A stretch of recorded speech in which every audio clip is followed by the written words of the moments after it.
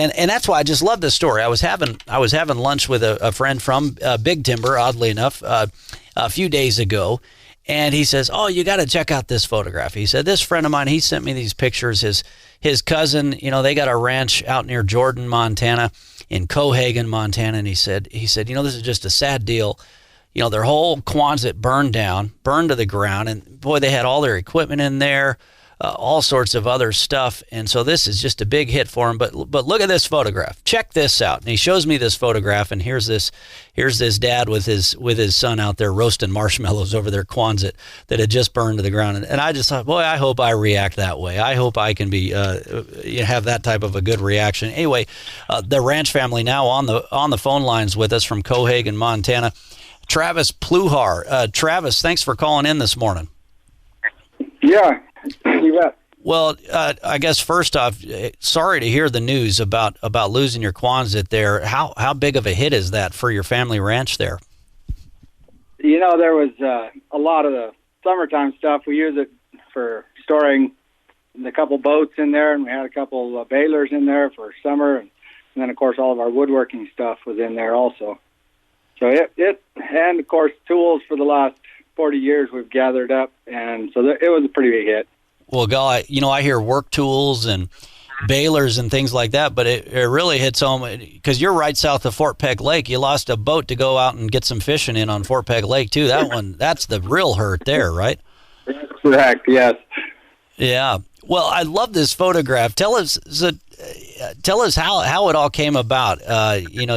When you first saw what was happening out there, I mean, were you able to, I guess there's really no way to really battle a blaze like that far out of town, huh?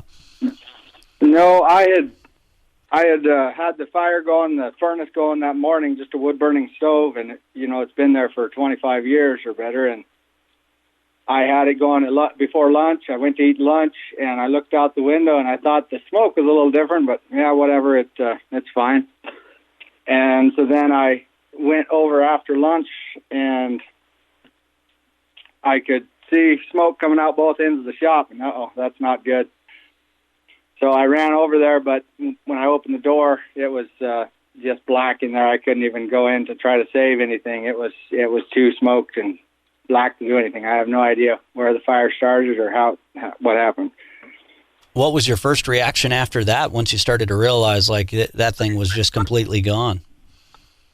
Well, we have another shop or Quonset right next to that one, and the wind was blowing right at the other Quonset, and so I guess my reaction was we need to get the equipment out of that one so that it's not burned up also. I'd imagine your adrenaline just kind of kept you fueling while you're, trying to save whatever other equipment you still had left. At what point were you finally able to kind of take a breather and realize what all you lost and what all happened?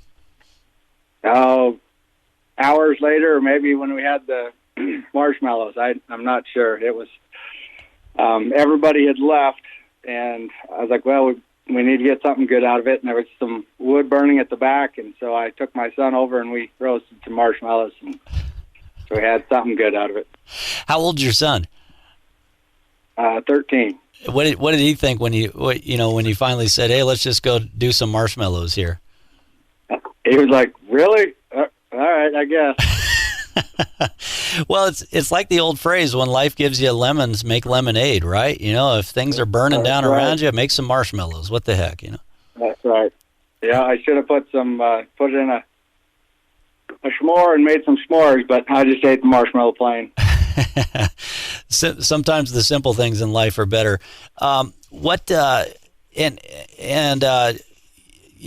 After all that, I mean, that's really a big impact. But talk about your family. I understand you guys have been ranching there for a number of years. Got a big family in the area too. Yeah, it's actually the house my parents live in was built in 1926 by my great-grandfather. And then it's just been remodeled and kept up since then. And so it was 1911 that the homestead was first put here, and so it's been a family ranch since then, and just been loving life. How do you describe Haagen Montana, just south of Jordan? How do you describe that to folks who maybe haven't been to your neck of the woods? There's a post office and a school, and 2 people live there, or 3 people, 3 families, I guess, 6 people. Yeah. So I know a lot of folks have recognized, what a hit that is. This would be like somebody in town losing their whole business basically, or losing a good chunk of their business when you lose that much equipment in this fire. So a lot of folks have said, hey, we need to get a GoFundMe page up and running for you because insurance isn't going to cover everything. So it sounds like if folks want to help you, what all do you need? What's the best way folks can help you guys get back up and fully running here ahead of the busy spring and summer season? Well, that's a good question. I guess we did start a GoFundMe page, and it's just under Shop Accident organized by Travis Pluhar. But other than that, yeah, I don't really know what anybody can do, I guess. Yeah. Well, oh, yeah, go ahead.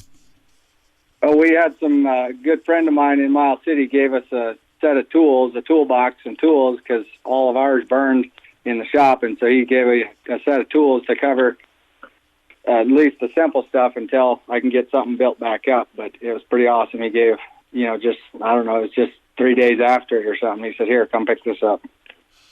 Isn't it amazing, too, in small town Montana and rural Montana, how folks will really step up when they see a neighbor in need? Yes, it is. About the neighbors that showed up. And then, of course, when it happened, when it goes over the page that there's a fire at the C. Pluhar place, of course, some of the neighbors' wives work in town, and they called their husbands and said, hey, go help the neighbor, and there's fire. And so there was neighbors that showed up that, which they could probably see the smoke anyway, but yeah, there was some showed up just minutes after it had started. So you probably quadrupled the population of Haagen in a matter of minutes with that. Pretty much. But see, actually, we live 10 miles or 12 miles out of Haagen.